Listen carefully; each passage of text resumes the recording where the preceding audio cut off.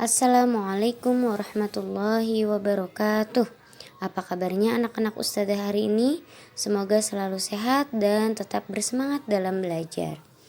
Hari ini kita akan belajar tematik dengan muatan ilmu pengetahuan alam atau IPA dengan materi tentang bunyi. Nah, sebelum belajar, mari kita membaca basmalah terlebih dahulu. Semuanya tangan tengadah, kepala tundukkan. Kita membaca basmalah. Bismillahirrahmanirrahim. Silakan disimak materinya.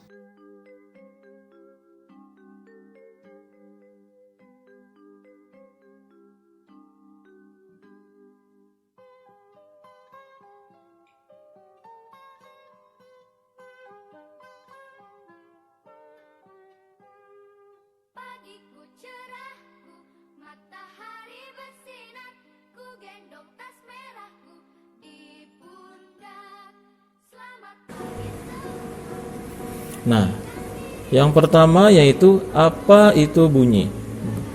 Bunyi adalah sesuatu yang dihasilkan oleh benda bergetar.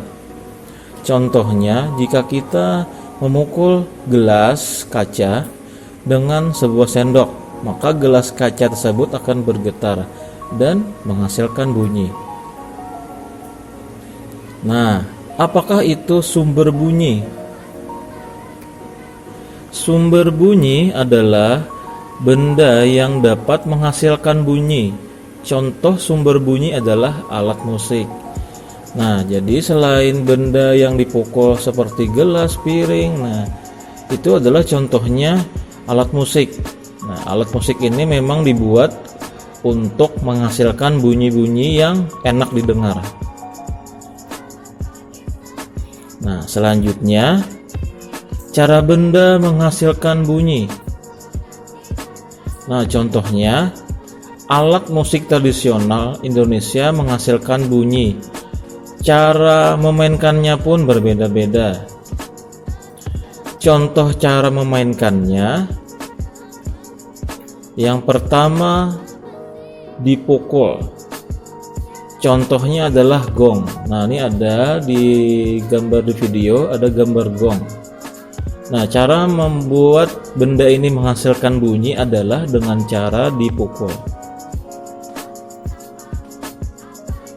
Nah, yang kedua adalah dengan cara ditiup. Contoh benda yang menghasilkan bunyi dengan cara ditiup adalah seruling. Yang ketiga dengan cara digesek. Nah, contoh bendanya, jika benda itu menghasilkan bunyi dengan cara digesek, itu adalah biola. Yang keempat dipetik. Nah, contohnya adalah gitar.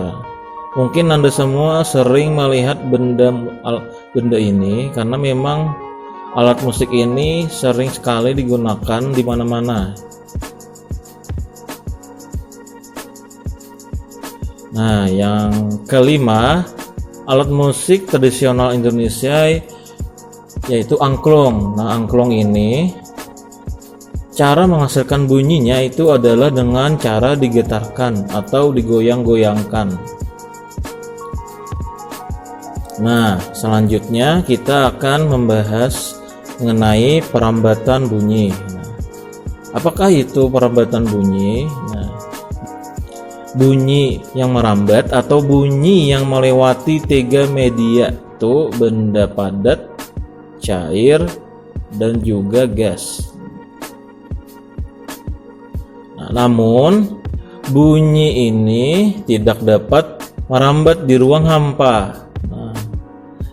Karena ruang hampa itu tidak memiliki media yang merambat bunyi. Nah, seperti yang kita ketahui tadi, media yang merambatkan bunyi itu adalah gas, benda padat, dan benda cair. Nah, contoh benda gas itu adalah udara.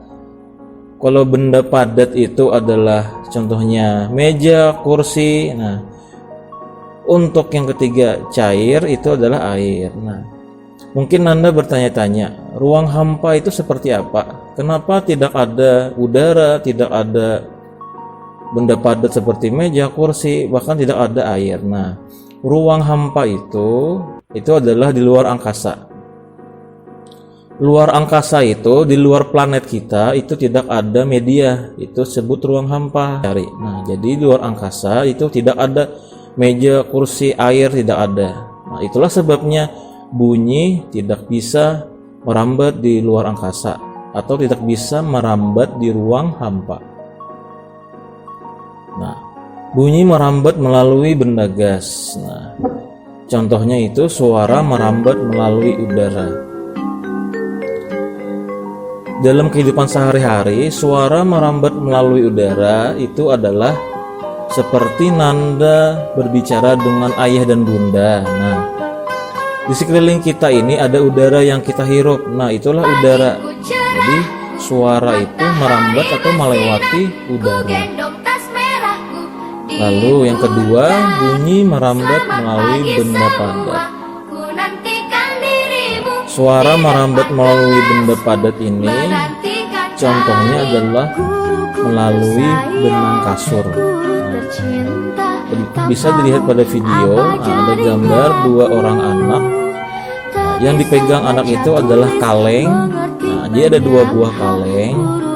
Di antara dua buah kaleng itu dipasang sebuah benang. Anak yang menempelkan telinganya pada kaleng itu akan mendengar, walaupun anaknya itu berbicara dengan pelan. Nah, jadi inilah bukti bahwa suara itu merambat melalui benang atau melalui benda padat. Nah, selanjutnya yang ketiga yaitu bunyi merambat melalui benda cair. Contohnya yaitu bisa dilihat pada video, ada gambar seorang anak. Jadi dia melakukan percobaan. Jadi suara itu bisa merambat melalui air dalam tong. Jadi corong yang dicelupkan pada air, nah corong tersebut diikatkan pada telinganya. Lalu tong yang berisi air itu dipukul dengan batu. Nah, jadi di dekat corong itu anak itu mendengar suaranya itu sangat nyaring, walaupun batunya itu diketuk dengan keras. Nah, itulah pelajaran kita hari ini. Semoga bermanfaat untuk Nanda di rumah. Saya akhiri dengan Assalamualaikum warahmatullahi wabarakatuh.